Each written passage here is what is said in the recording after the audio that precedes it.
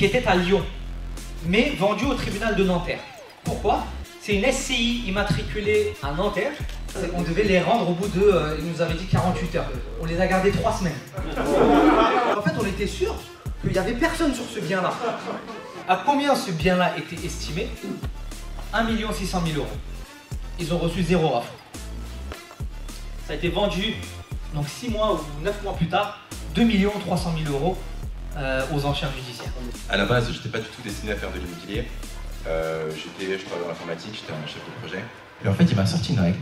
La règle des 7/12e. Et il m'a dit non, parce que si tu le vends à ce prix-là, tu vas léser ton acheteur, ton vendeur, pardon.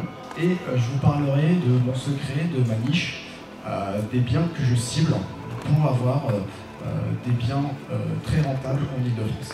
Est-ce que c'est plus intéressant pour moi d'investir en société à l'impôt sur le revenu ou à l'impôt sur les sociétés? La TVA, ça fait un peu peur, mais ça permet de faire aussi un peu d'économie et surtout d'avoir du cash. Vous allez visiter un bien, il est intéressant.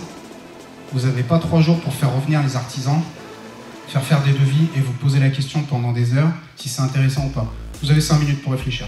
Les conditions suspensives, c'est des conditions qui, si elles ne sont pas réalisées, annulent la vente, schématiquement. Vous pouvez mettre en condition suspensive à peu près tout ce que vous voulez. C'est quoi l'évacuation?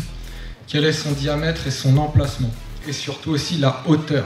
Souvent, on a beaucoup de soucis, je dirais que l'achat d'un micro-logement, 50% du temps, quand je dis que j'achète pas un micro-logement, c'est à cause des évacuations. Et voilà comment on peut faire baisser drastiquement un devis sans mécontenter l'entrepreneur. Bon, vous avez aimé ou pas?